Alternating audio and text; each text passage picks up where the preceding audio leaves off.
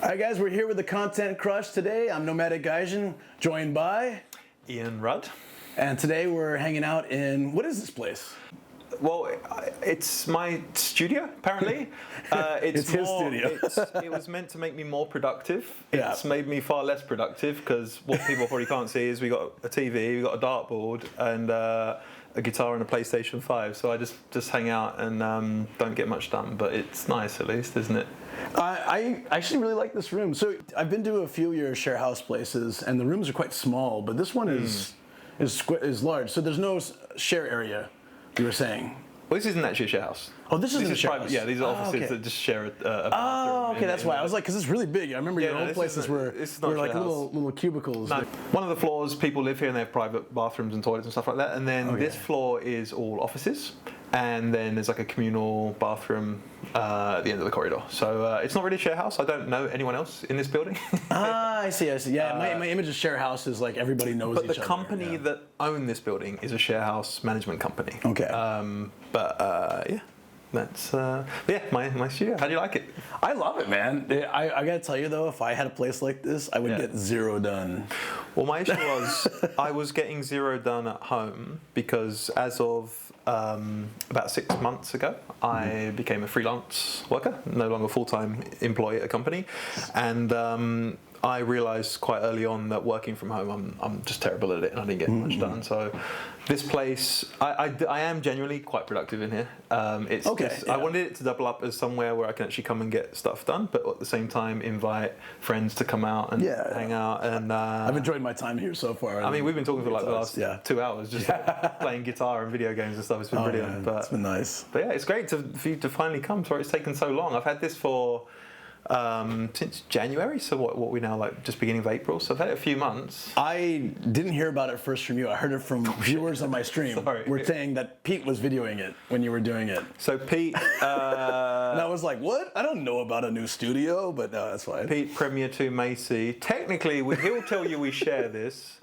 which is technically true. Someone pays a lot more than the other person, though. I'm not gonna mention that.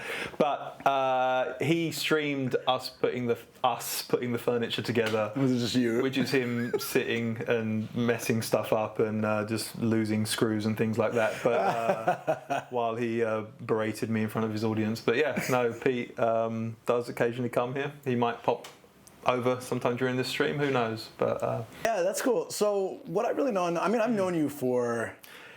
How long? More 11 years or something crazy like that? Something along the lines. So yeah, 11 or 12 years. Maybe 12. Yeah. Wow. Which is mental. Yeah, that's so long. That's a large chunk of our lives. Yeah. And in that time, honestly, I remember we talked a little bit about what you were doing at the time, but I've actually never asked you like why you came here or I heard little bits and pieces of your story of coming over, but never really heard the whole thing. So I'd love to get that part now, you know. Sure. Well, so straight after university, I got a job in London, and it was working with the British government, but it was as a contractor. It's like James Bond over here. Yeah, that does sound cool when you make it sound. No, my job was it was for the Department of Education, and it was programming this system as a contract worker. Okay. And I can't remember what happened, but suddenly me and the other programmers that were working on this thing were told we have for the next 5 weeks we can't continue with this project. And I think what happens in the UK is when the government changes, or it might even be when the London mayor changes, when something changes, they rebrand, like it's no longer the Department of Education, it's the Department of Children, Schools and Education or something like that. They rebrand it. So anyway, all contractors have to just disappear from a month, in my case 5 weeks, and then come back, and then it continues. That sounds terribly unproductive. Massively so. And so I suddenly found myself with, this is 2008, and I suddenly found myself with 5 weeks of nothing to do, and I had 2 friends who were about to become teachers. Long story short, one was travelling around Southeast Asia, one was travelling around like the Pacific, New Zealand, and Oceania kind of like thing. And Kate and Lisa are their names, and I wrote to them both and I said, hey, just 2 good uni friends of mine, and I said, I've suddenly got some time off, let's meet somewhere. We met in China. I've never done something like that before. That's pretty cool, actually. It was great fun. It was great fun. We met in China. We did we traveled around China for a couple of weeks, and then we went to the Philippines to a place called Boracay, which is like paradise. Is that the place that you've been basically selling me on for about paradise. 10 years, 10 plus years? And then we went to Hong Kong, and they flew back to the UK, and I had an extra week in Hong Kong, and I'd already been there for a few days, so I thought, I was never really massively drawn to Japan as a kid, but it's always been that kind of cool place to go to. So I just spare of the moment bought a ticket for the next day, and in 2008 I came for 5 days, and it just blew me away. Just walking around, my Lonely Planet guide, my backpack. Did you have the whole tourist look? Oh, massively, and everything was so.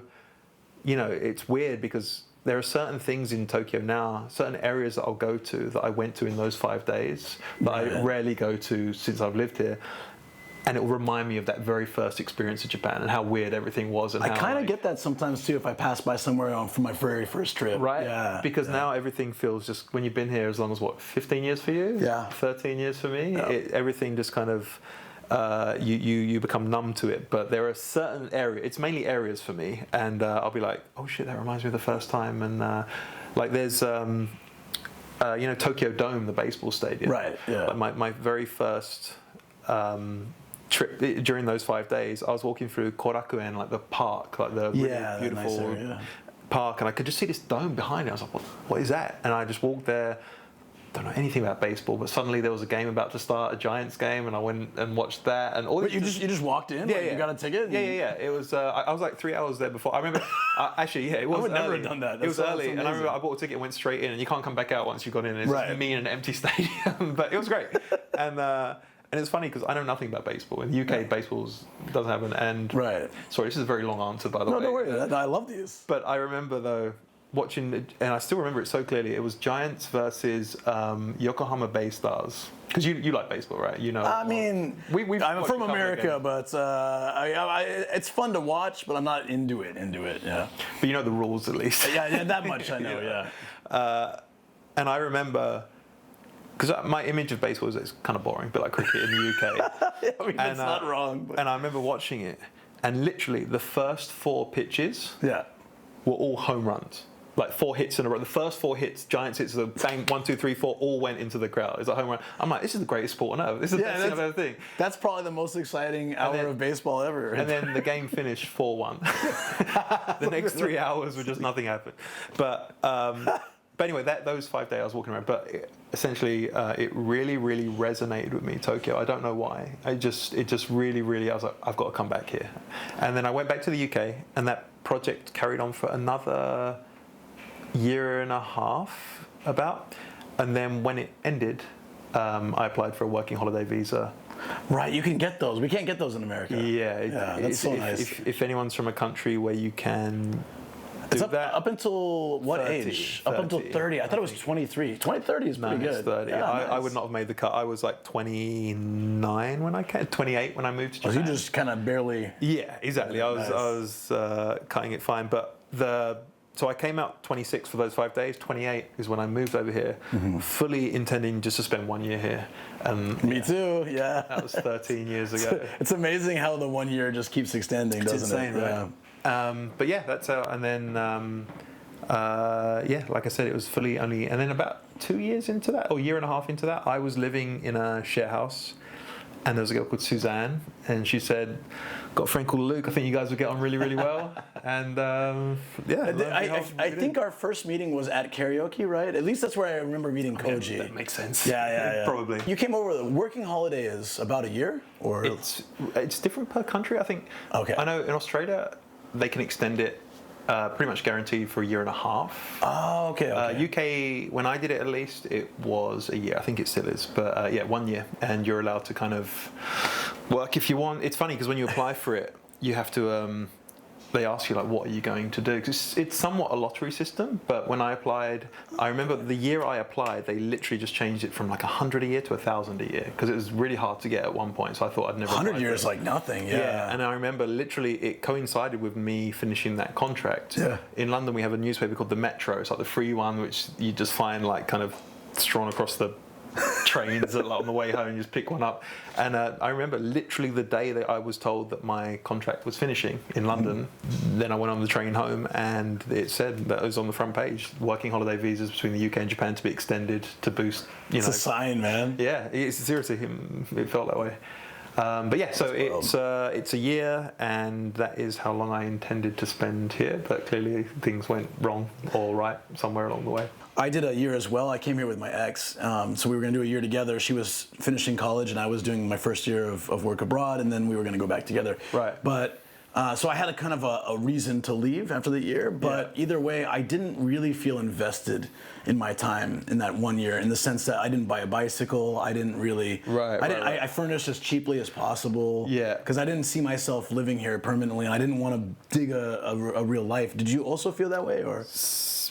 Somewhat. So my first year was weird, and it's funny because what I was just about to say, and I started, and it's going to happen a lot. I'm going to start saying I'm going to go down one road, and I'm going to get sidetracked, and I'm going to go off on another. I have severe ADHD. This is my norm. Okay, well we'll get there in the end, but between us.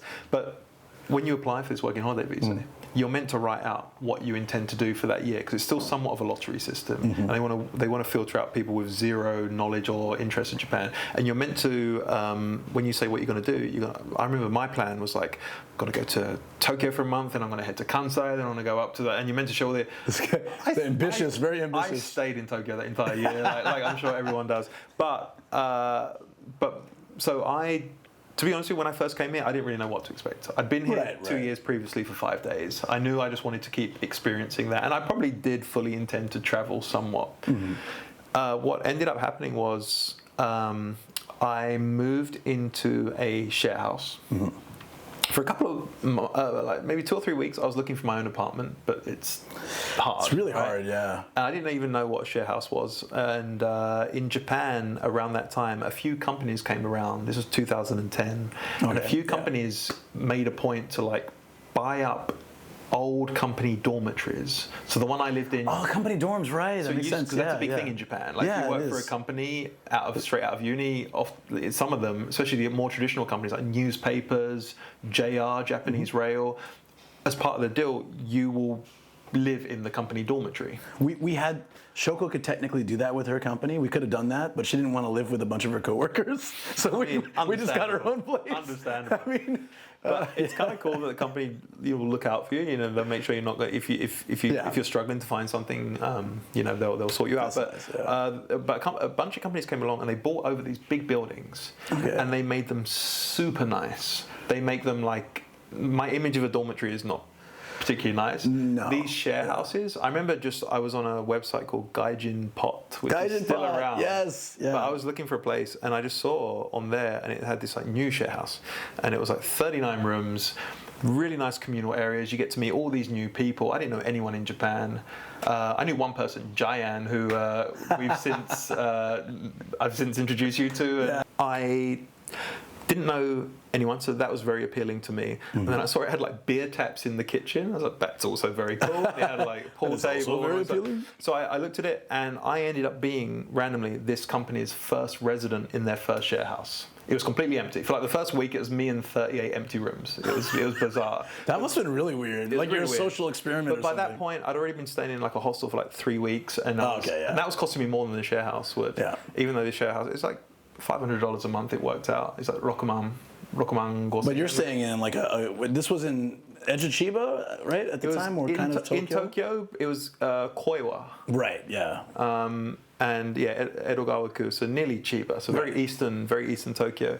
But I had a great time. Area. I had a great time, and very quickly the other rooms filled up, and it was predominantly Japanese people, so it's great to like practice some Japanese. A lot of them I'm still good friends with now. But that was my first introduction to living here. So once I'd found that place, I really, really enjoyed living there. The majority of my first year, I didn't ever at any point intend to spend more than a year here. Right. But what happened was in October, so I came in July. Yeah. Towards the end of October, I suddenly started to feel quite unwell and didn't know what it was. By like December, I was barely able to get out of bed. It was really bad. To this day, I still don't know what it was. I had blood tests. So my mum obviously was very concerned, and she was just like, basically, she told me, get in a flight, get on a plane, come home.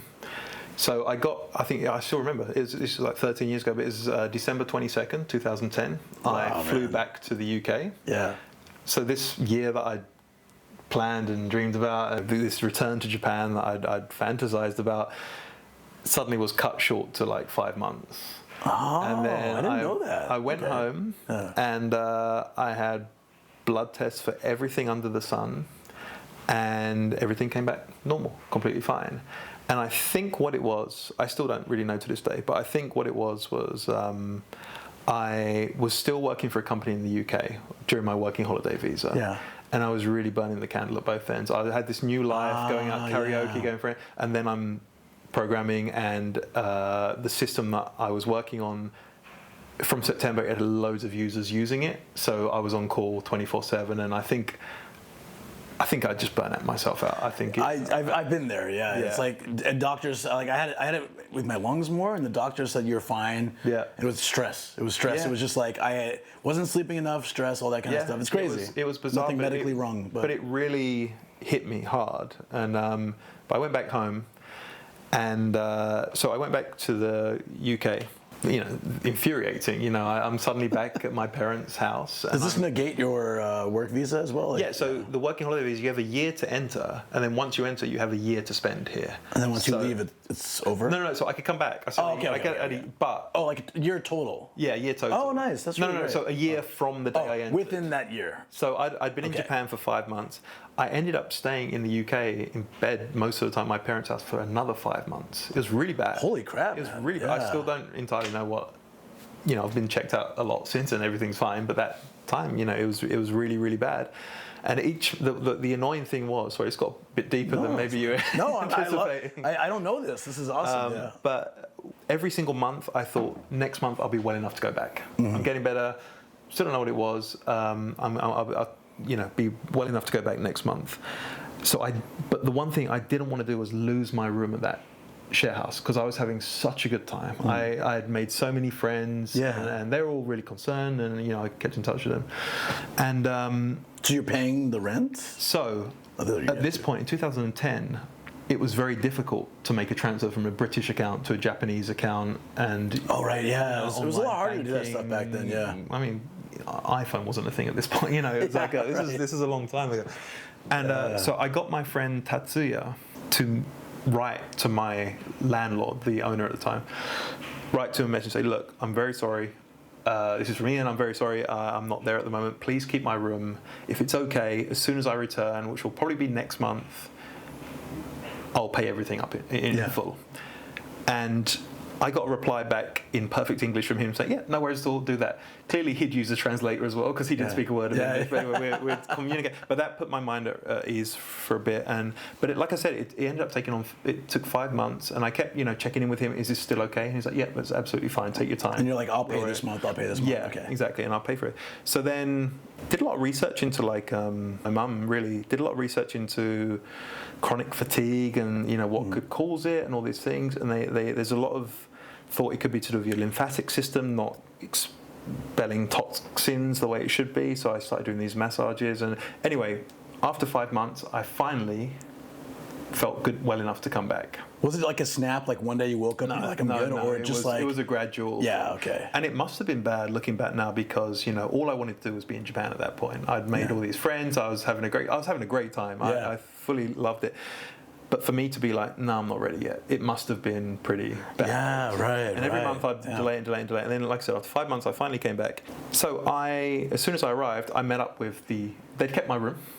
It was great because there was a waiting list to move in there. It proved really popular. The company who'd opened this share house had since opened 2 more. One with 65 rooms, one with 50 rooms. So they're like hotels, right? Yeah.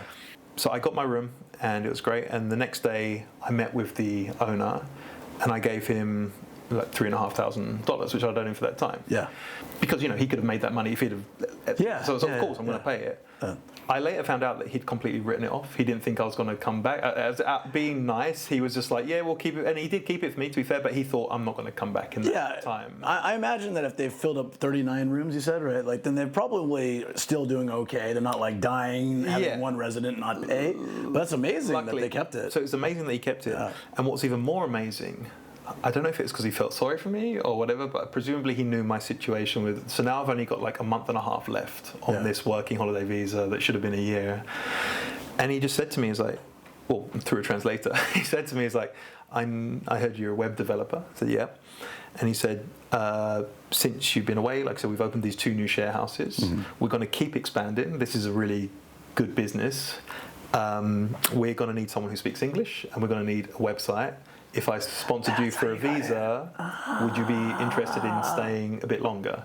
And I said, absolutely, I would. And then that was Mr. Assel. That's also the man who's the owner of this building we're in right now. That's also the man that helped me buy my first apartment in Japan. He's the guy who got the, we'll talk about it in a bit, but Artedly, the event space, he's the guy who sorted that out. So it's all through this relationship, this guy who I happened to meet, and it's been it's been awesome. But but that's the long version. But essentially, that's how I've never heard this, so for me this is very interesting. I love it. And then when I moved back, Suzanne had moved in. Yeah, so she wasn't there originally. It was when I came back, and I guess I got talking to her, and although I was fine, I was better, I was still taking it quite easy. I was spending a lot of time in the living room, and it was cool. It was like this big building, 39 rooms, and during the day there might be like 5 to 10 people just hanging out, watching TV or whatever. And Suzanne, because it was mainly Japanese people, Suzanne was one of the only, maybe one of 3 or 4 other native English speakers, so I got on with her really well, and it's really easy to get along with her. Yeah, she's great. So we were working for a company where we lived in company housing. That company went bankrupt, and then I left for another job, and she stayed on with them for a while, and then eventually left. Oh, so that's why she moved into. That's why she needed a place to live, and share house is like right up her alley. So I don't know how she found it, but she told me when she found it, she was very excited about it. Yeah. And so I wish I'd known about that, but I've never been in a situation where I could have stayed there. I went company housing. Moving in with Shoko. Well, like I said, it really hit a boom in 2010. Yeah. That kind of coincided a little bit later with a very popular TV show called Terrace House. Yes. Like the real world Japan. Like the real world Japan, living in share houses. And then, so like this company now, I think now they operate over 30 houses, over 1,000 residents. The new one they just opened last week has 102 rooms in it. Now, do you still do any work with them at all, or are you pretty much? So since I became freelance 6 months ago, after not working for them, because I worked there for 6.5 years. Yeah, I remember that. I remember going to different places. Then joined another company, but still had a great relationship with them. And then throughout this whole thing, I've always met at least once a month with the boss, and we get a coffee together and have a chat. And now I'm freelance. I'm once again doing a little bit of work on his website and some of the English kind of stuff, giving him a hand with that. So I may be remembering this wrong, but I swear at one point you were running a cafe or something. Weren't you? Yeah. I think Koji and I went to that once. Yeah, there's been a number of roles. So it's like, you get the hat on, you get this. Yeah, well, that's the kind of thing with a small company. I mean, it's bigger now, but when it was only like, for like the 6 years I worked there, it was only like 6 of us, employees. And he ran a cafe as well. He ran a bar as well. And occasionally when the chef doesn't show up or the cafe one of us will go in there and... that was really cool. That was I always found that very interesting, because most of my experience with foreigners at that time in my stay in Japan was English teachers. Maybe occasionally a tech person or something, but almost always, because of the industry I worked in. English teaching, occasionally recruiting is the other one. Yeah, recruiting. But in my world, it was mostly English like everyone teachers. I knew. I would meet them, but my people I hung out with were almost all English teachers. And And so you were doing web building, you were working the cafe, the share house, you were introducing people to share houses. It was like very, very cool. I was doing whatever Mr. Asso asked me to do. It was great. It was funny though, because he, like I said, they grew very quickly, and every house they would open would sell out very quickly, regardless of how big it was, just because of the quality of it. They'd take a building and they'd renovate it to a really high standard, and then people would want to move in there. A, because it was kind of cheap, and B, because it's kind of short term. It's like a 3-month minimum contract, so you could just be there like in the interim period and then go on to somewhere else or whatever. But the cool thing was with that, because he's very creative, we'd buy a new building and he'd be like, okay, what should we do in this one?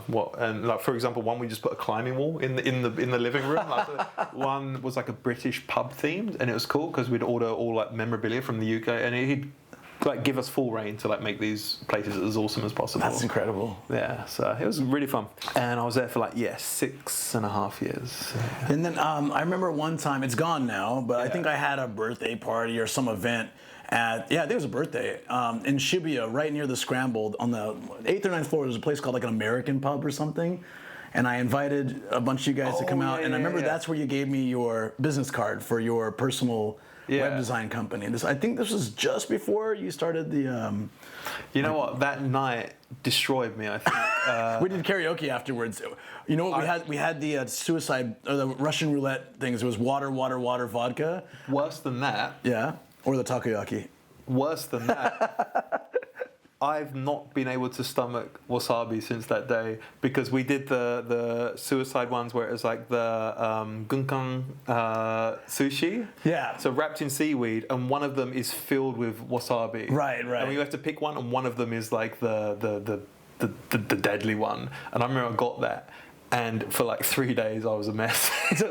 So for those that don't know, it's not really popular now, I feel, but it had a boom for a while. It was called Russian roulette games. Yeah. And it would be like 6 shot glasses of water, one's vodka, a plate of takoyaki, one is filled with hot mustard or something. Yeah. And then the one where there was like the sushi roll thing, but and it was they'll all make it wasabi. for how many people are in your group. Right, There's 12 people, one of them's going to fuck you up. Yeah, you can adjust sometimes too, like maybe 2, but generally it's 1. That wasabi one destroyed me. Yeah. I I forgot about the wasabi one, but that karaoke chain was famous for doing the Russian roulette games. Right. So, wow. Okay. But anyways, you gave me that card, so that was your company. Well, that was me just kind of doing, because even when I was working at the Share Design Company, it was... I still have that card too. Oh, no way. Yeah. I keep all my business cards. Yeah. Yeah, it was. I was still doing some a little bit of web development work on the side as well. But yeah, it was a long time ago. Yeah. And then I remember one of the times we were doing our Team Chibi Chibi Hangouts, you were telling me about this travel website you worked for and showing me it. So that's like the next step, or am I skipping something? No, that's fantastic. I want to talk about Team Chibi Chibi first. This is amazing. Okay, let's go with that. I'm sure most of your listeners are aware of Koji. Yeah, maybe from the stand-up paddle video, or from we've done a few streams together, but in case you're not, he's awesome. This is far more interesting than my work history. There was, so when Suzanne introduced Luke and I, it wasn't just the two of us, there was Koji as well. Yeah. And I guess you obviously worked with Suzanne. Yeah. Did you both teach Koji, or? No, so we went different ways, and she went to a different school. I think she stayed on with the company that bought our bankrupt company. I left. And I think at that point she taught Koji. She taught Koji. Yeah, or for another company. I can't remember, to be honest. But yeah. So Koji, and it ended up the 3 of us going out. Yeah. And I think Suzanne maybe came along to 1 or 2, but she was just like, you guys have a boys' night every now and then. And it was... it was a group of like 10 of us the first time we met, but somehow the 3 of us were always... Yeah, occasionally there would be the big group, right? But we after that as well. But we called it Team Chibi Chibi, which means like to sip. Yeah. Because we'd go to a new area and we'd go to like 4 or 5. It's a bar crawl basically, but not getting so trashed. Right. But we'd try the food, we'd try the drink, and we'd go to 4 or 5 different places. And then we did it in several different places. Yeah. And then we did it in Akabane, and we were like, let's just keep doing it here. Yeah, Akabane became, and then also it had the studio. So sometimes we'd end in the studio where Koji would play the drums, we'd play guitar, and those were good times. It had the Oden restaurant that Jayan worked at. It had we need to do another Chibi Chibi night. But do you remember the karaoke place there where it was like very Japanese? It had like the bridges. Yeah. Big Echo bought all that chain and just turned it into Big Echo, so it's boring. It's either gone or it's just a Big Echo now, which is sad because it was a really cool place. Yeah, it was. Do you remember one night I left my shoes there? I don't know if you remember. I do remember. Yeah. I ended up catching a cab without my shoes. I couldn't find my shoe key. Yeah. So you just went out of them in your socks? I just left and I caught a cab in my socks. I remember the next day you went back. Yeah, I went back and I was able to, I just talked to them and I think they opened it for me and I may have paid like a key fee or I found it, I can't remember. I feel like I found it because I don't think, I don't remember paying anything, but I got my shoes back, but I literally left this place with my socks on. Maybe it is good for you it closed down because you would always be known as the guy who forgot your shoes. Socks on. Kutsushita-san. That's the name we forgot. They were great times then. But I worked at this real estate company for a long time. Yeah. And like I said, my background is in website development, and that's initially what I was doing. Like I said, he had a bar, he had a cafe, he had his main company. Also, they had the real estate company where I could create a system where the staff could log in and just maintain like what rooms are available. What You created that?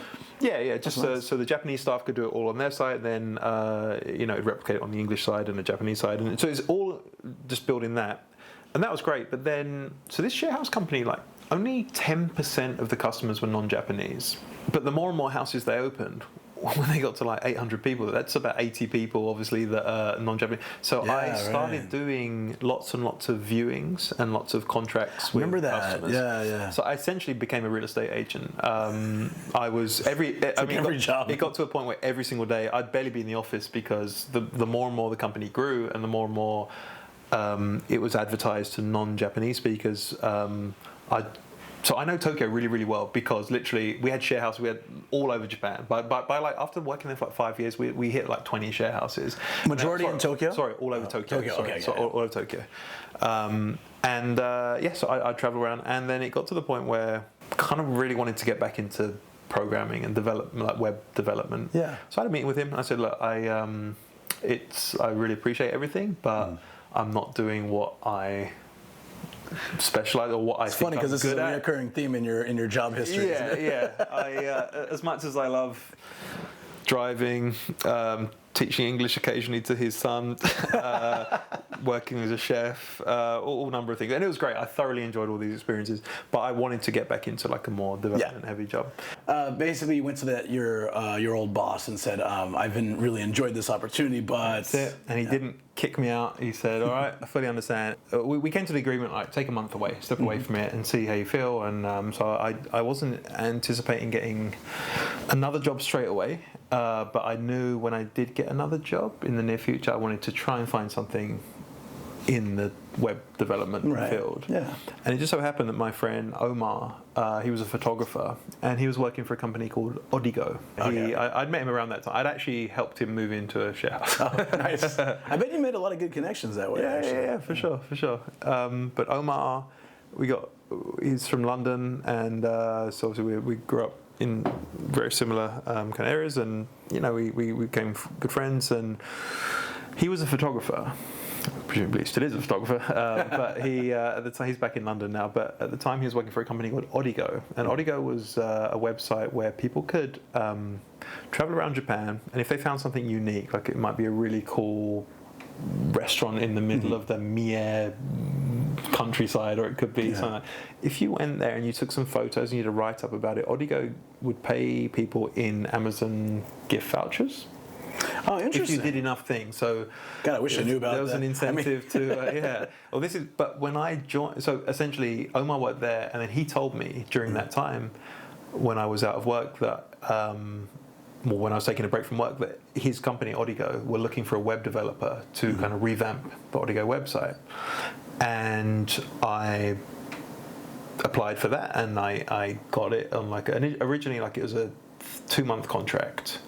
And then, so Odigo was a cool website. Like I said, it had all this user-generated content, and the coolest thing about it was you could say, okay, I want to go to this restaurant that this guy has talked about, and I want to go to this thing and that thing and that thing, and then it would generate your trip itinerary for you. Wow. It would tell you, like, you need to go here, we recommend you do it this way, then you take a flight from here to here, and you can take this bus to here, and you can see all these things. So it was helping people build itineraries. There's nothing like that right now still, right, I feel? No, but I guess people just use Google. Yeah. And that's the thing about a website like that.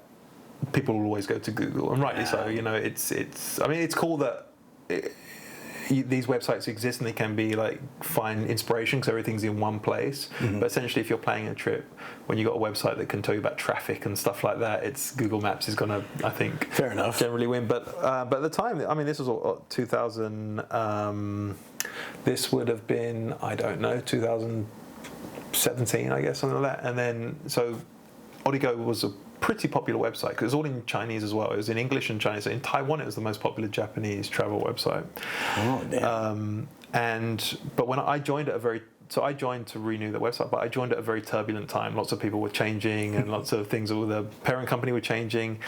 But within, like I said, for 2 months, I was hired as a developer to help revamp the website. And then after that 2 months, they offered me the role as Chief Technology Officer, which was pretty cool. Wow, that's a big deal. Yeah, it was I was as shocked as you. And I took that. And then what happened was the focus of Odigo kind of went more on video production. So I think the media team made a few website videos, and it kind of split off into two companies. It became Odigo and Tokyo Creative, which was the essentially the media department of Odigo became Tokyo Creative. Okay, and our CEO at the time knew a lot of YouTubers and was a YouTuber himself. And I think very quickly Tokyo Creative got the reputation with local governments as a company that could make these really great kind of cinematic videos that they could use at, exhibitions and things like that. Maybe it's Osaka kind of going to like the World Expo and whatever they want, these tourism conventions, and they could have this video in the background. But then it also got the reputation as a company that could have quite popular YouTubers feature in a video there, and then suddenly a lot of people around the world will know about this prefecture or this town, or this city, and stuff like that. So the focus kind of drifted more towards video production than the actual website. So the company essentially it became Tokyo Creative. So over a couple of years, like I said, it went from the focus being on this travel website to fully focused on media production. Yeah.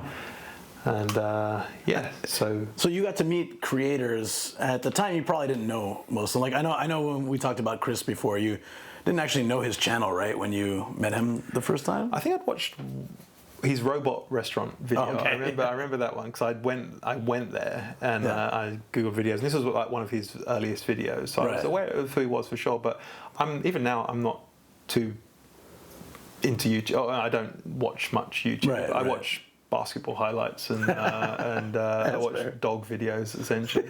Mr. Bubs is my favourite, but I was very fortunate because Chris obviously was probably the main content creator that Tokyo Creative worked with, and then so I did a couple of projects with him, but the biggest one by far was a thing we called Journey Across Japan, and it was a cycle that he did from Yamagata all the way down to Kagoshima, and it's like over like a month and a half. And originally I was only going to be just by virtue of having a driver's license, I was asked to join it. Yeah. And I'd met Chris in the office maybe once or twice before. We'd just chatted a little bit, but then prior to Journey Across Japan, we made a video on his channel, and it's still on there now. It's called Mount Fuji Ruined My Day, and the whole thing about it is that every time he goes to see Mount Fuji, he can't see it. And that's a running theme. But one of the main reasons for making that video was to try out get the balance right for when we do this big journey across Japan. Like, will we need one van or two? Will we need how many camera people? How many do we need editors on the?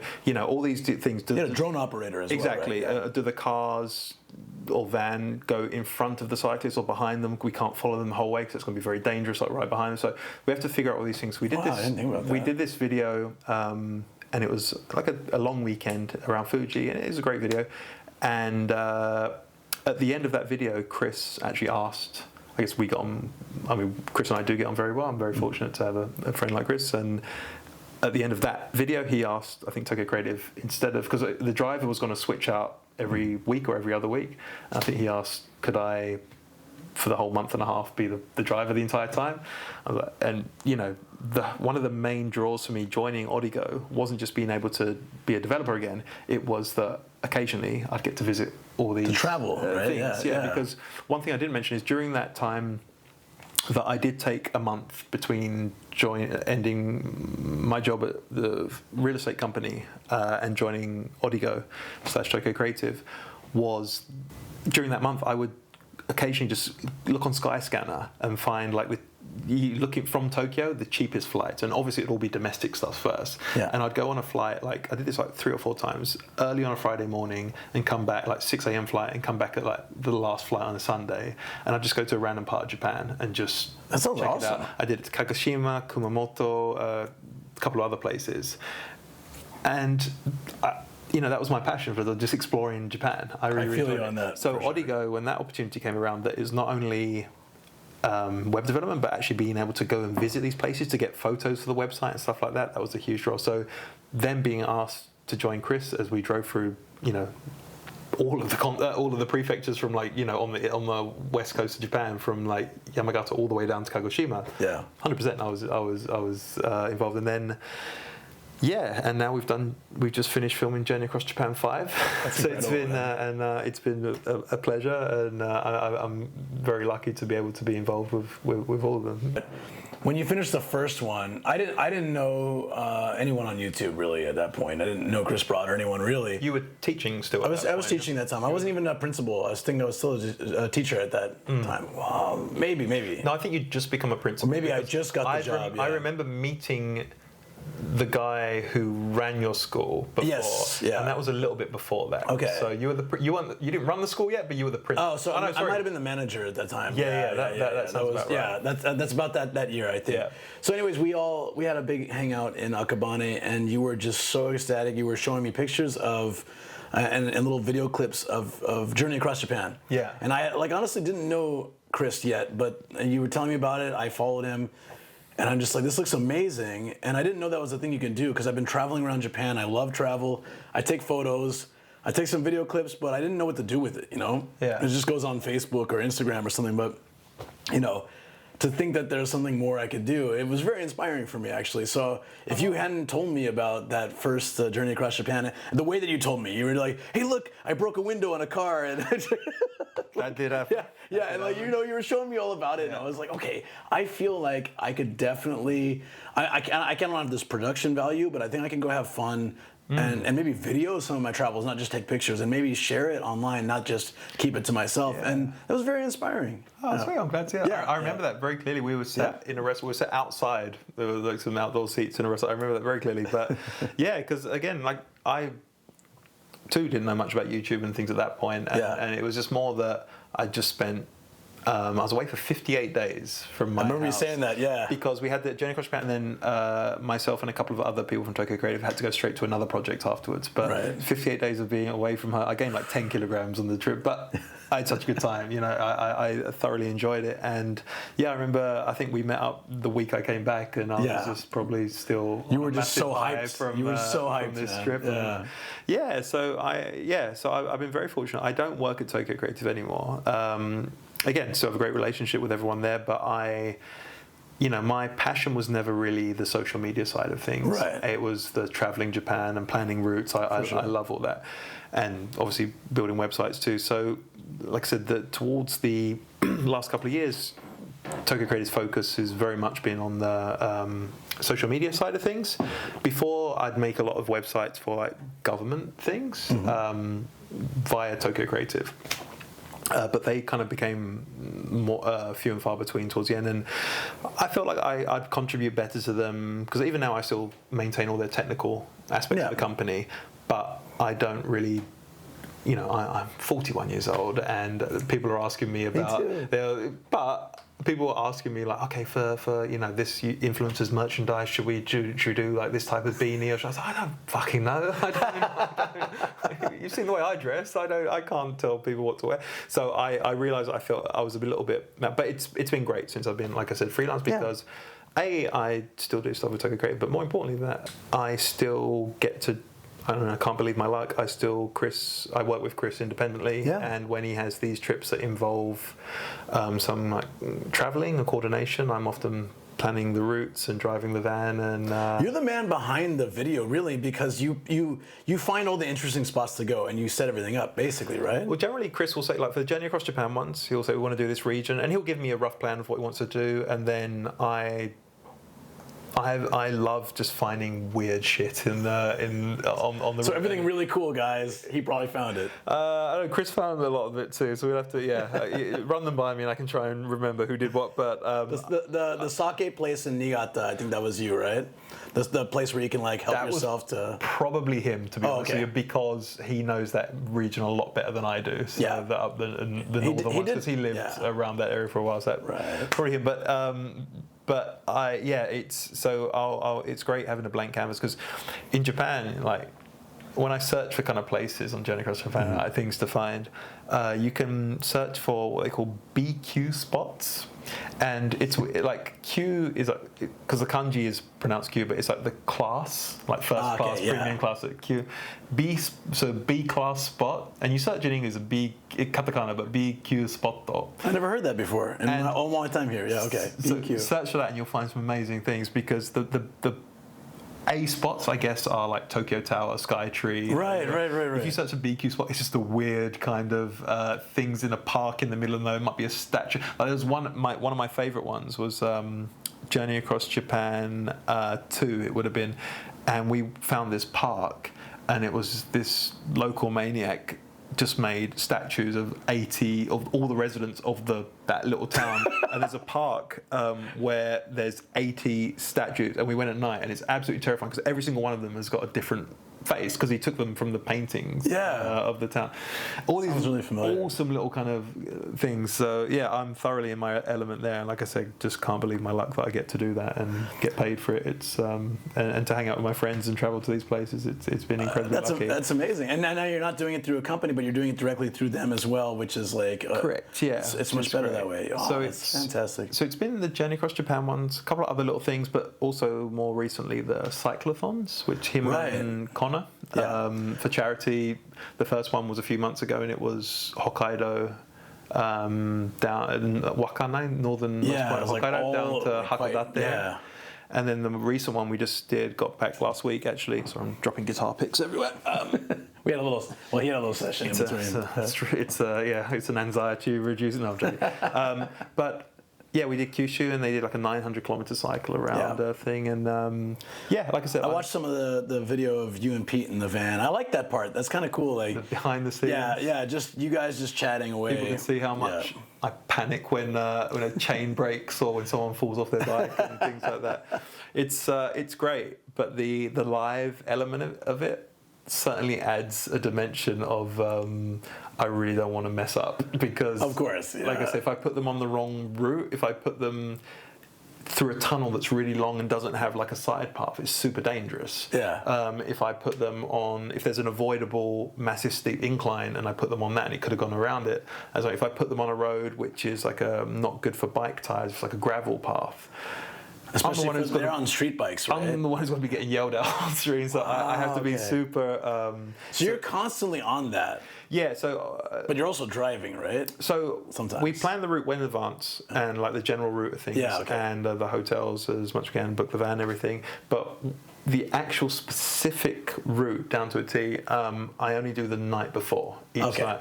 Because otherwise I'd forget it instantly, and there might be things that are very important on the route that I need to be aware of that I forget about. But so before the trip, these cyclothons, I'm aware that there's no showstop. There's nothing like, okay, we can't get around this mountain. That's all fine. But what I can do is, in Google Street View, essentially, keep going through the route as much as possible. You have to like run through it as if you're biking it? Wow, that must take a lot of time. Yeah. But the problem is, so the thing is in Kyushu, for whatever reason, in Google, if you choose the bicycle option, like for Google Maps, the route, it just always says no results found. And I guess it's because Kyushu hasn't really been mapped out for that yet. So what I do is I do the walking route, and I do the driving route, and I try and find the best of both. Because we have to be close by. We got the walkie-talkies, and if there's like an emergency, like say Chris's chain snapped on the recent ones, we have to be there quickly and to provide support. But what I also do is the thing with Google Maps as well, which is a little bit stressful. I can't plot a route, give it to Connor, and expect it to stay the same. It might keep changing. Yeah. You can't tell it to stay the same. So what I do is you can plot 10 points on a route. Oh yeah, okay. So I've done this for drives that I try to avoid the main roads. You have to keep putting lots of points. Exactly, or it'll keep trying to put you back on it. So what I do is I plot 10, so every day it's about 100 kilometers for both trips we've done so far, somewhere around 100 kilometers cycling a day. Sometimes it's 90, sometimes it's 105, 100, but it's generally about 100 kilometers to keep it consistent. And what I do is I plot 10 points that I'm 100% going to be waiting. Myself, Peter, and Paul, the cameraman in the car, we're 100% going to be waiting there. So they know, regardless of what's going on, we'll be there. And by also plotting those plot points, it also means it won't ever deviate too far away from that, and it'll keep Connor and I on a very similar path. Because Connor's normally in front with the GPS on his phone as well. So. Wow. This is kind of like a random segment into this. Yeah, sorry, I've gone off. No. I know. Actually, okay, everything you're talking about is really interesting. I could honestly, I could spend 5, 6, 7 hours just listening to these stories because, and I think a lot of the viewers could too, because this is stuff that it's really behind the scenes. It's really interesting. When I first talked about doing a podcast with you on my stream, the first thing a few people said who are big fans of you and Pete and Chris and everybody is that Ian's the one that isn't getting interviewed often, but really should be, because he knows way more than Pete does about what's going on. I appreciate two things about that. One, that second point is definitely true. Pete doesn't know anything about anything. No, just joking. Pete and I technically share this office, like I said, and we secretly like each other, but you would never know that if you watch us, because we just get pissed off with each other very easily and spend the entire stream yelling at each other. But no, Pete still doesn't know what's going on after all that. And but no, I don't. Like I said, I'm genuinely surprised people are fascinated by that. And like I said, hopefully, if you've got any questions, I can hopefully answer those on Discord or on here. But I don't. Like I said, I'm rarely in the videos, and I'm only in them when I'm kind of asked to. I don't mind being in them, but I don't think I offer that. I can't contribute that well in that regard, but what I can hopefully contribute in is kind of the, like I said, organizational, like the planning kind of stuff. And like I said, it doesn't. It's surprising to me that people find that kind of interesting, but I don't know. Well, when you joined my stream, it was the first time we streamed together after the Tokyo Creative event. People were so fascinated by they were just hanging on what you were talking about. And afterwards, the Kokubunji Park. Right. After that, people were like, why doesn't Ian have his own Twitch stream? Why doesn't he have his own YouTube? Why doesn't he have his own podcast? I know you do a podcast with Pete with the basketball We just talk stuff, about basketball, though. Yeah, but 90s basketball that no one remembers. It's you are full of information. Like I said, this podcast could go 10 hours, and I think some people would actually listen to or watch the whole thing just because your stories are insanely interesting. I would not wish that on anyone. It's, but seriously, I feel you, man. You're happy. You're doing what you love. You're happy with it. You don't need that kind of thing in your life. I think that's really cool because it's very, very humble. You're not out there to spread a name or a brand. You do have your own company, but you do it. You do that as well in a very humble way. And I think that's quite amazing. Appreciate that. Thank you very much. But I also think that like people who can, like Chris in front of a camera, Connor in front of a camera, Peter, yourself, going out creating content, I don't think I could do that for a second. And like I said, you totally could. I like being involved. Like I said, again, it just comes down to I genuinely can't believe my luck that I get to travel these places and hang out with friends, essentially. The social media aspect of things, even though Tokyo Creative is a social media company, I was the one person at the company who's still didn't know a great deal about it. A lot of people think I film for Chris, which is not the case. I've heard people ask that. Yeah, I would not be allowed anywhere near a camera. I don't know how cameras work. It's like that picture with Pete where the camera lens is on and he's that joking picture. Yeah, I'm assuming was a joking picture. I can tell you about that as well in 1 second. But no, I've only ever filmed one thing on with Chris, and it actually made it. It's the first scene of Journey Across Japan 3, which is insane.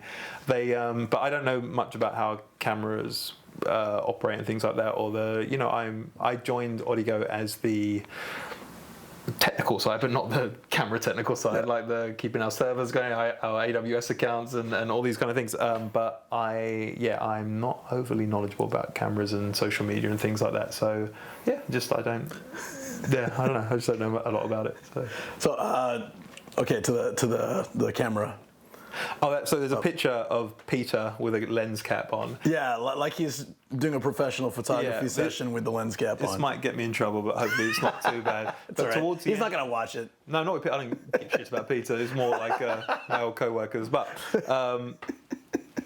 no, what happened was, so Odigo, like I said, was this website. Yeah. And a travel blog. And Tokyo Creative, TokyoCreative.com kind of took over from Odigo, and it's kind of like a news site. But then, like I said, the whole focus from the company was to move away from like travel websites to social media. But for a while, we had TokyoCreative.com, which was like a news kind of guide about Japan kind of thing for a while.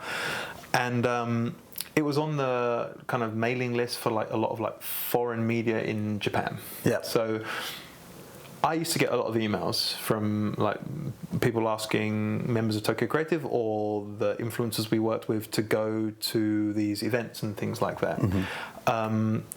Like I said, a lot of them, there were so many that came for every day, but I try and read through all of them and reply. And one of them caught my interest, which was from a company called Wayback Burgers. And sounds like something out like the DC universe. Yeah, right. It's but it's very much like a Shake Shack kind of thing, like a higher end price. And their burgers, I looked on their website. I just saw the word burger, and I looked at it. They looked amazing. And I'd heard of them because they'd just opened a branch in Omotesando, the first one in Asia, and it's a really fast growing franchise in Still America, around? I've never heard of it. Yep, still around. They've only got the one, but I think in Tokyo. But they're really good quality burgers. And so he said, we would like to invite a member of the Tokyo Creative team to come along and maybe write about it on your website. I mean, the website was kind of long gone at that point, but at the same time, I wrote, okay, the person you want to speak to is Ian at TokyoCreative.com, and please send any invites his way. So they sent me an invite. Burger time. And it was like a speech by their CEO, and then you got to try free samples. This was the thing. And it said, and they wrote to me and said, sounds like an abuse of power. And yeah, kind of, this is kind of bad. And they said, are you going to be bringing a camera person? I said, yep. His name's Peter Macy, and Pete.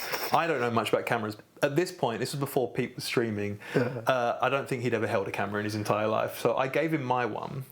And that photo that you see is him with a lens cap on. He's playing around a little bit there, but I told him, look, just don't embarrass us. Don't blow our cover. That's all you have to do. Do not blow our cover. It's kind of a big job to ask Pete to do. I was like, just wear this camera and sit there, and we'll get to eat burgers once they finish talking. So we get in there.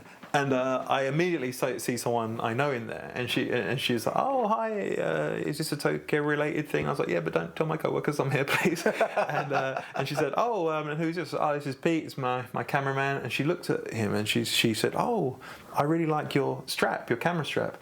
And he couldn't help himself. He goes, "Oh yeah, it's a vintage thing. I couldn't." And she was like, "Oh, it looks brand new though." And I was like, amazing, Pete. Immediately. You had one job. One job, buddy. I was like, he's not a cameraman, but we just want to eat free burgers. Okay? Is it that bad? Is it that embarrassing? Anyway, they talked for like 2 hours about like their stock market prices, and we're like, oh God, this is the most painfully boring thing. And then there's one point they were like, okay, you can get up and take photos of like the board and the CEO, and Pete's up there like taking photos, and he showed me them afterwards, and they're just like of people's feet and stuff like that. They're just like as bad as you think they could possibly be. There was, and then they brought the food out, and I was like, get in there, like the other guys. Look at, and he kind of got in there with some action shots, and it's like immediately obvious to everyone this man doesn't know what he's doing. And then we got to eat these, and they were really good. We got to eat these like free samples. And then suddenly, Pete was streaming at this point. It was quite early on in his channel because he had a Discord server for PremierTwo. And he got a message, and someone said, "How are the burgers?" And I'm like, "Who have you told? My company doesn't know I'm here. I'm on the clock. I'm not meant to be eating burgers." I'm like, "This has gone terribly wrong, Pete. What's going on?" And he said, and I could see the panic on his face. Like, is someone here from my set? And there's a popular YouTuber. I don't know him personally. I know of him, John Daub. Oh yeah. I've not met him, but he was also at the event, and he was streaming it live. And looking back at the video, Pete and I are like two idiots and just stood right behind him eating and laughing and chatting food, and then it was beamed out live. Shooting pictures of people's feet and stuff. So we absolutely failed at trying to be discreet, but we got to eat a lot of free burgers, so in that regard, it was a success. But that's an amazing story. I just told my co-workers, I'm so sorry. I should have invited one of you, but it's all in the past, and they probably won't see this. Shh, don't tell anybody.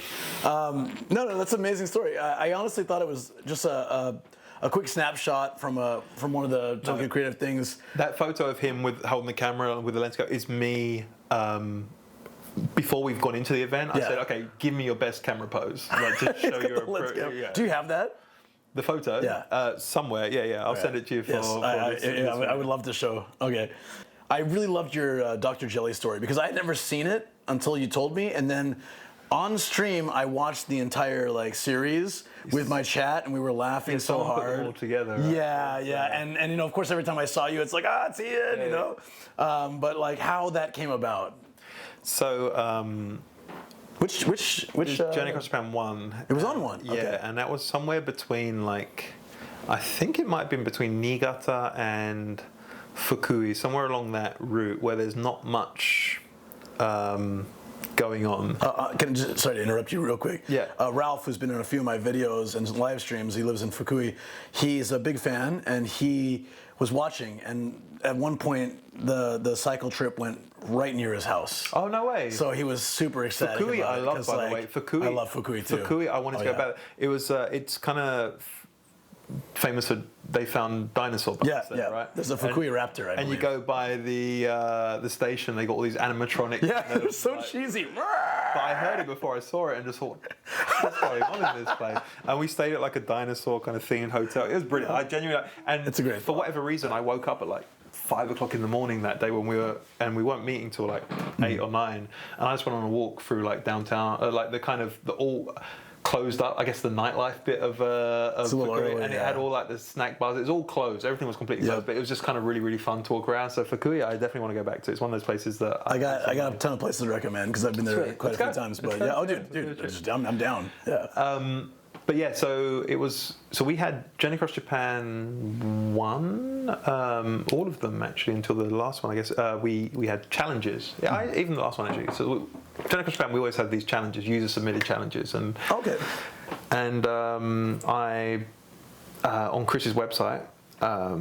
I make a page each Journey Across Japan, and people can submit their challenges. So I look through them all, and I load the Ampan Man machine, and they choose a challenge for that day. On the days that there's not, so I choose the challenges to put in the thing based on that day's plan or what's on the route, what could fit well within the route. So this is a good example of that because really searching along the because I think Journey Across Japan 1 we were doing about 60 kilometers a day. It wasn't anywhere near as much as cyclothon because we had to film content as well. Yeah, and drones and things exactly. like that. So the only thing I could find on that particular day was there's a train station that had an abandoned, or not abandoned, but a train carriage that you could walk in and sit down, and I found that. And it was but other than that, I couldn't find anything that we could actually. So I was looking for all the challenges, and one of the ones that came up was. Hey Chris, you're always drinking that energy drink. You should make a commercial for them. So I thought that's cool. We could film something in that train carriage, and that would be something that would fit in with today's things. I'll put that in there, and that was the one that came out. And so I knew that, and I knew that the place we were leaving that morning, there was a Don Quixote very close by, and I think people would have, people love Don Quixote. Yeah, of course. For those not aware, it's this massive store. They're all around Japan, but they sell everything. Yeah. And so I thought, okay, we'll include Don Quixote preparing for this TV commercial, and then we'll go there and hopefully we can film it. If we can't film there, we'll have to do it in a field somewhere. I don't know, but but that's a good rice field somewhere. Yeah, but that would be a good challenge. Something with filming. So I think the other ones I put in there were all filming related, but the one that came out was the commercial one for the Dr. Jelly thing, for the jelly commercials. And I remember we were in, because part of my role on these trips as well is kind of timekeeping a bit and being like, guys, we've got to get a move on.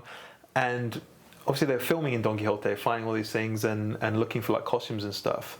And this is my recollection of it. I might be completely wrong, but my recollection of this was, we'd been in there half an hour, still no closer to figuring out what we want to get.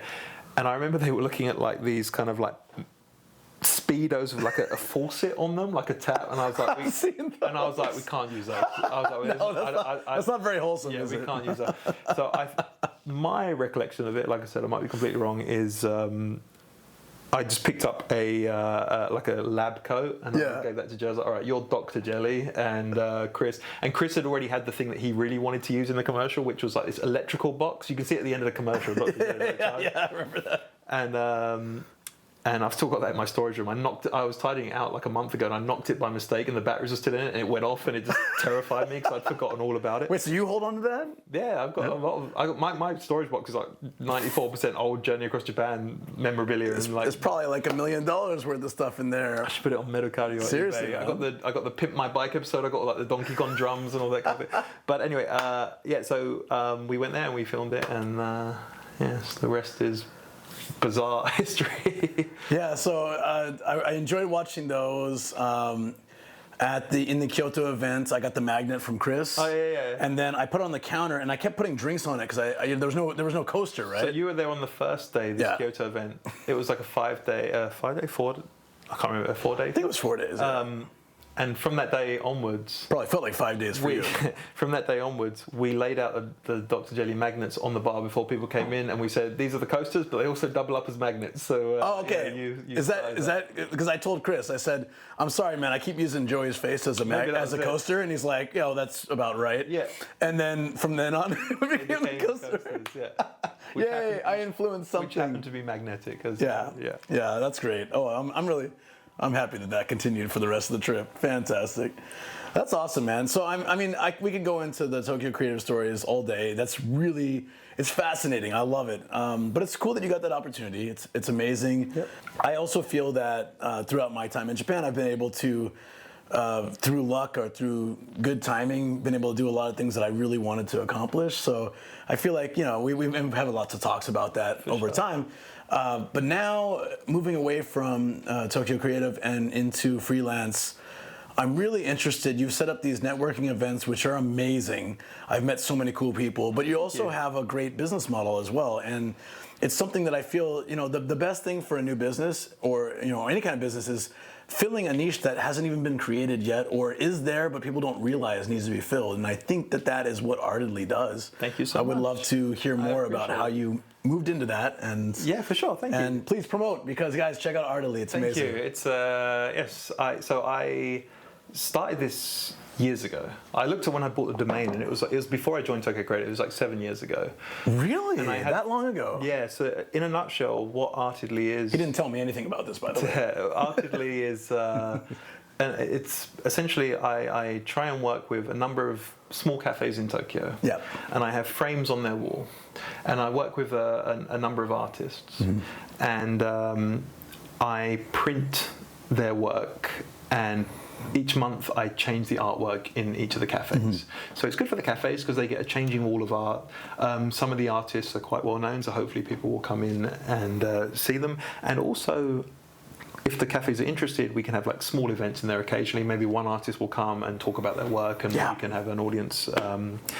So that's one side of it. The other side of it is the community side of it. And that's, like I said, we have these monthly networking events, which is kind of for not necessarily only for like photographers or digital artists, but anyone with an interest in kind of photography, digital artwork. And I've been incredibly lucky that such cool people come to them. And I guess I started them because actually, like I said, the cafe side of it started a long time ago.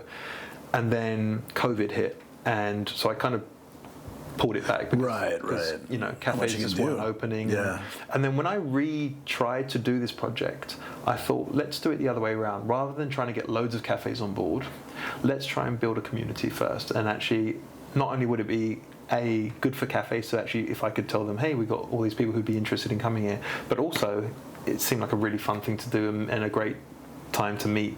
You know, it was just coming out of COVID when people started to like go to events again. I mean, when you're talking last year, like July last year, we started the events again. And to have these events, and like I said, they've really taken off. I can't believe my luck that such and just such great people come to them. Like I said, I've met myself like really good friends through hosting these events as well. I gotta stop you. You constantly say it's luck, but you have a fantastic personality. You have a very wide range of skills, and you're smart. And you know all this comes together. People love you. You have a magnetic personality.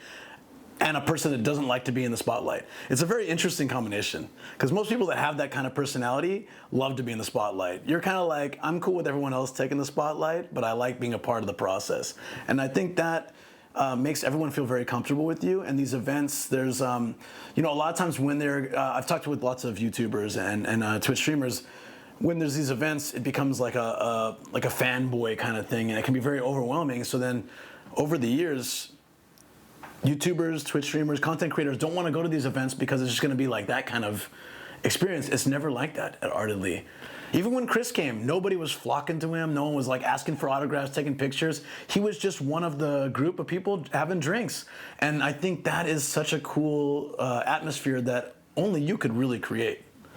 That's how I feel, anyways. That's very kind of you to say. Thank you. But I mean, but it is really down to the people that come, and they attract other like-minded people. And it's like I said, we've been very, very fortunate that there's been no issue ever. There's never been cases of people being overly disruptive or because it's so easy in these kind of events. I think for just one or two people with bad intentions, who are going there for the wrong reason. Because most people come to these things to meet new people and to be open about what they do. There's no egos, there's no attitude. It's just, in my experience, it's just people are just cool. And it's great because there's always new people coming, but at the same time, the kind of core of people remains the same. And to this point, I've been really fortunate that it's been really, really great. Like I said, I've met, I'm glad, what's really great for me is to see people that I know and get them to get to know each other and become friends, and even better, go on to like do projects and work together. One of the coolest things was my friend Chris, a guy I played basketball with, who's also an artist. He came along to the event. A guy, not Chris Broad, different Chris, Swedish artist, and then he got talking to my friend Diego, who comes to the events, who happens to be the ambassador of El Salvador in I love that guy. In Japan. Diego's amazing. Awesome. And they got on really, really well. And now Chris, he has an event tomorrow in Tokyo, actually, because he's been to El Salvador 3 times since then, I think, and he works with an El Salvadorian artist collection, and he's doing all these projects out there as well. And it's because they met at an Artedly event, and it's great when I hear that these events actually kind of get people working together, which is the whole goal. I haven't started anything yet because I'm terrible with that kind of stuff, but I've had nice talks with a few people about possibly collabing for various projects. And, the more that we meet and we get to talk more about it, I think, things will come out of it. But it's just nice to have that connection. I've been hit up by people from those meetings saying like, hey, we talked about this, and been able to talk a little bit more afterwards. I really love the events, man. I hope you keep them up. I hope so too. We had it as a bit of a scare because the place where we have the monthly event place isn't a cafe, because cafes would generally be a bit too small for it. It's more, originally it was a co-working space in Shibuya, which was perfect, but unfortunately that closed down. And then we had to find a new place, which, like I said, my old boss, Mr. Aso, from my first company in Japan, helped us find this amazing space under the train line in Hibiya. So I didn't realize that was the same guy until the story today. He's the one who kind of introduced me to the JR staff, and we got that kind of all sorted out. And you were up until last month, you were Damn it, Sendai trip. How many? I think we've had 9 events now, and I think 8 or 9, and you were the one who had I held up the list, So now I think you're tied with Pete and Eric. Pete had an appendicitis. What a loser! He had to go get his appendix out. He should have still made it. I came the day I got out of wisdom teeth surgery. I was like dying. You couldn't speak, I was on painkillers. I couldn't drink. I was just like, I'm sorry, I got to go now. But I had to come for my my monthly check. No, I'm just kidding, buddy. Fully appreciate the support, and like I said, you Pete, you're all huge parts of this community, and it's been great. But my goal now is to try and get some more cafes on board, which is what I'm planning to do next week. Myself and a couple of other people, we're going to approach some cafes. I said not many. We want in total probably about 10 to 12, and then we can start having a lot more exhibitions. Yeah. And people, like I said, the whole goal of this project initially was to, because if you wanted a gallery exhibition, you either have to be rich, you either have to know someone, or you have to be very, very established to have any kind of gallery exhibition. You got all these cafes with loads of wall space, and it kind of makes sense that it provides, in a sense, what I'm trying to provide is like to be a middleman between having an artist personally going to cafes and saying, "Can I put my art on your wall?" So I think a lot of cafes will be very open to it, especially if they don't have to do anything. It's hands off for them. So that's the kind of what I'm trying to achieve, and and that's a big reason why I became freelance, is that I really wanted to dedicate time to it, but couldn't while I was working full time, just because I was so busy. So yeah, that's a big. And then you often don't mention this, but I think it's a very important part of the entire business, is that people can buy the prints from your website. Can do. And actually, I haven't. It's not on there yet, but from probably next week, it's going to be on there. So I don't know. By the time this podcast goes out, it might be on there. But from the cyclothon, we raise money for the immunity defense. Right. Sorry. $300,000, $500,000, a lot of money. $550,000 for the Immunity Deficiency Foundation. Yes. Incredible. Absolutely incredible. Connor and Chris's communities, it's mind-blowing. But we're going to sell some prints that Paul took off the drone of the guys cycling in the background, and all that money will go to the Immunity Deficiency Association, to all the profits from that. So I got to meet with Paul and pick up. We've already kind of tentatively decided which ones, but I need to do a couple of. Well, I'm still looking to decorate my studio a bit more. So honestly, like that, or I'm going to look at your website, but I definitely want something Artedly in my room, in my studio. Thank you so much. I will be on that. Well, so people can buy the prints, but not all the artists want to sell their prints because they might have their own shops, which is completely fine. Fair enough, yeah. But the ones who do want to, all prints are a run of the same amount. There are 100 prints, and they're the same price, regardless of who the artist is, what it is. So it's kind of like a very standardized kind of thing where, for example, one of the artists, a guy called Guy on Artedly, he has never done anything digital before. And for his work that's on Artedly, we had to actually scan his big copies because he just shoots in actual film. He's got a photo studio, and he's a very established photographer in Tokyo. And when he sells his artwork, he sells it for thousands of dollars at a time, which prices it out of the reach of kind of his friends and just normal people. So it's really, really cool that we can hopefully say, so with Guy, for example, he was quite happy that in the future we can do an Artedly edition, and it's very clear that it's not from his shop, it's something that we're taking care of the printing and everything from, but it's now affordable for his friends and family to own a piece of his work and have it on the wall. So that's awesome. That's the goal. Still got I got a lot of ideas with Artedly. Really, really happy the way it's going right now, but the goal is to get some more cafes on board in the short term future.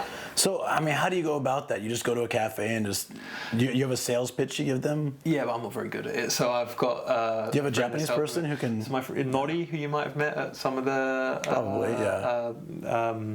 events.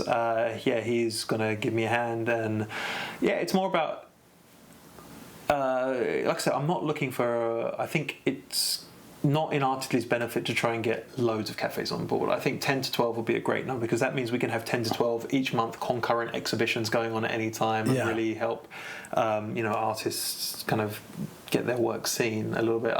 If it was 20 or more, it's just essentially me going around on my scooter and changing the artwork myself, so it bottlenecks it. And I don't want it to grow. I like it as it is, and or not as it is. I like it. The idea of it being, initially at least, quite small and of course, a very community-driven kind of. But do you see one day maybe getting to a point where it's bigger and you have a staff that you do these things for? I mean, that would be cool. I mean, I have people who help at the event. Yeah. You've helped me out occasionally, one of them occasionally. Pete actually always helps out a lot. Always happy to help, man. Jenny and Philip. But there's all these people who are like wonderful helpers. But I don't know. I don't have delusions of this.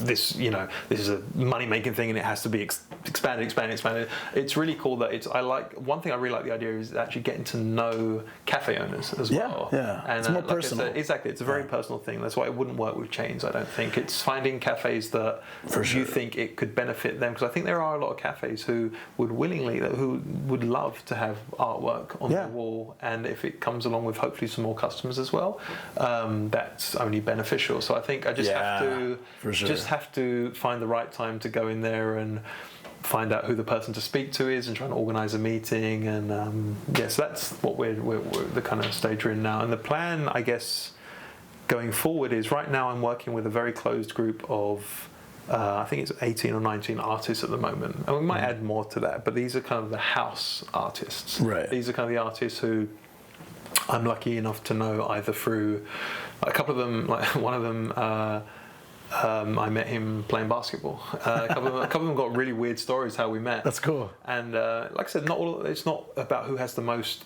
following or whatever. It's just artwork that, if I'm being honest, that I personally really like. And also it's artists that have a very different style. So there's no two artists, I think, on Artedly who have styles that could be confused with each other. And I did notice that. Even like the bit artists are still wildly different. Exactly. In their style. And an artist that might be, because I want it to be fun for the house artists as well. Yeah. So like, for example, Donnie, he's a pixel artist. Yep. And he's for this project only, he's recreating like famous works of art, like the Mona Lisa and Van Gogh's Starry Night. He's done it like pixel art. I remember that one. Aki, who could do amazing street photography, but for Artedly, he's only doing aerial photography, either drone or helicopter. He was in a helicopter for a couple of over Tokyo Tower, that one. So yeah, they all have a thing. But the goal is, once we, like I said, get some more cafes on board, essentially, the goal would be to open it up to not just this group of artists, but that we could open it up to anyone in the world. You could be a photographer in Sweden, you could be a digital artist in the Philippines, you could be anywhere in the world, and you could, like I said, for a small fee, something that's affordable to everyone. Right.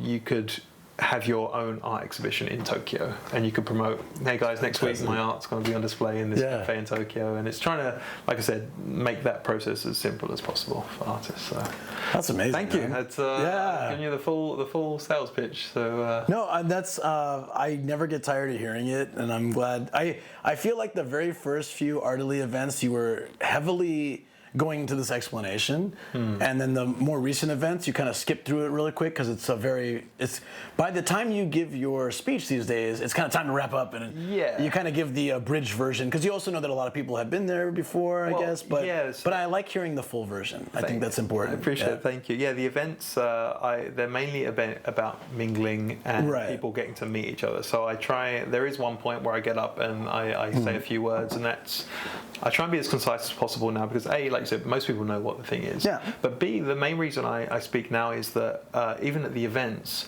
we'll have some pieces of art on display.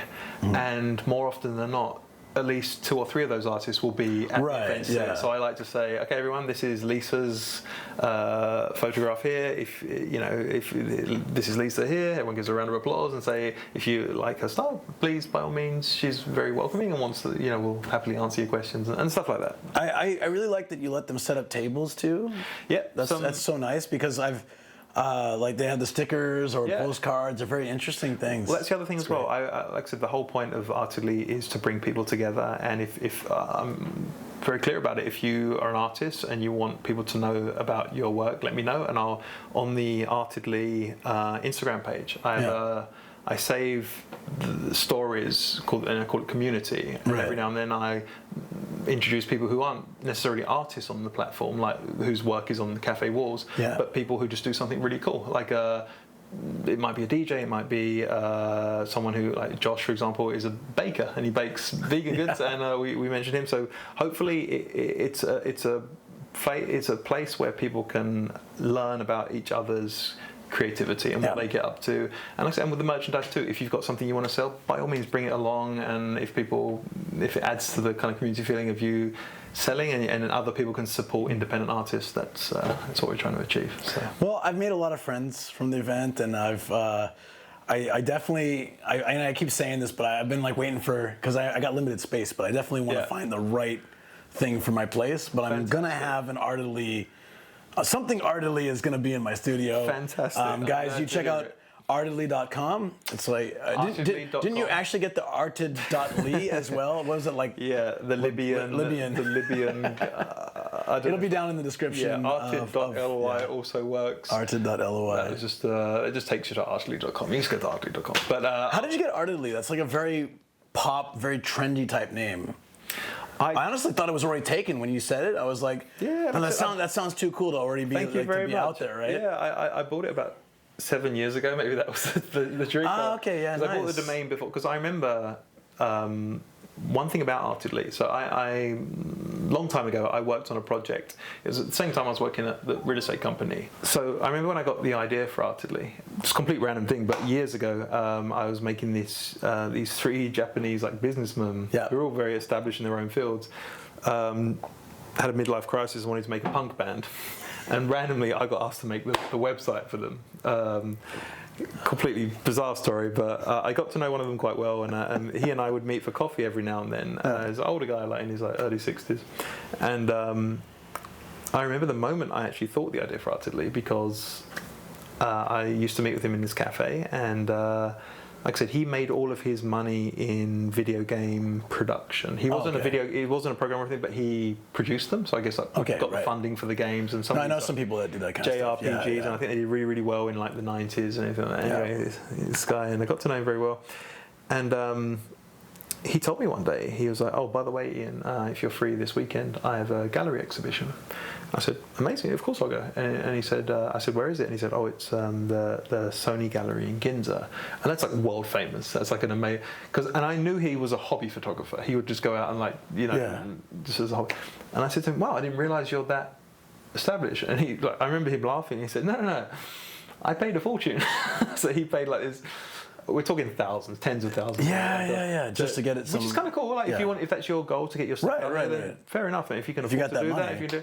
But we used to meet in this cafe every week, and I remember him telling me that story, and I remember just being in this cafe with all these massive blank walls, and I thought that's so cool. Yeah, it's a complete random thing, but I remember it genuinely was like it's like, oh, that could be a fun, and it's something I put off. Bought the domain. Don't know how. I guess the name I was just thinking all kinds of things, and that one stuck.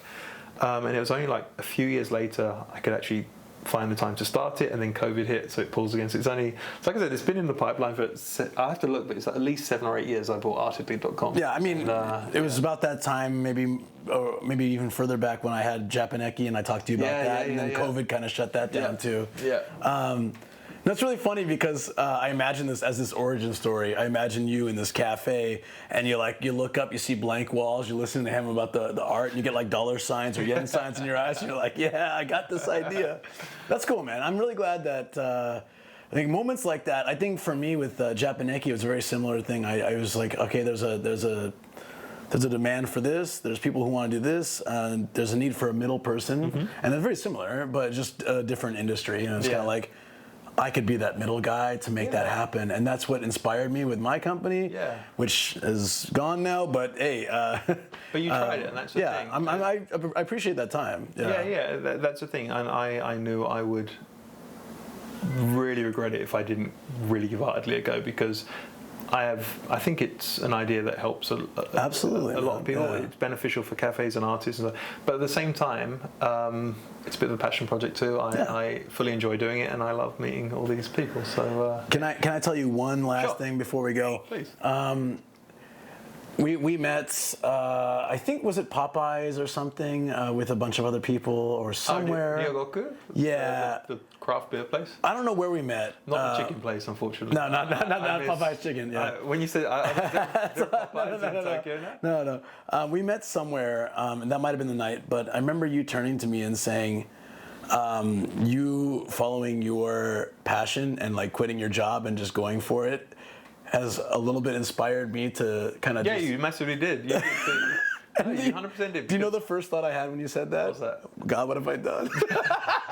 because I think you're onto something. You're good, but I didn't want to inspire people by my quitting a job and just doing something that doesn't make a lot of money. I was like, hey, that looks fun. I'm not going to work anymore. Let's do that. So when you said that, I was really panicked. Like, oh my God, if his life goes to ruin, I hope it's not my fault, you know. But it's going really well, and I'm very proud of you, and I'm very proud of what you're doing, man. It's fantastic. Likewise, it's no, thank you. No, you. I mean, we talked about it when because you were running a school, right? You were running a full school, but you got to a point where you realised my passion lies elsewhere. And for some people, that would be a passion, but that's some people's dreams to run a school. It was at the time. It got very toxic, and I found that wasn't what I want to do for the rest of my life. Exactly. You come to that realization, and you did something about it, and that was inspiring. Because thank you. Yeah, and I'm glad. Obviously, I had to wait a little bit to get, because the one thing about doing that though.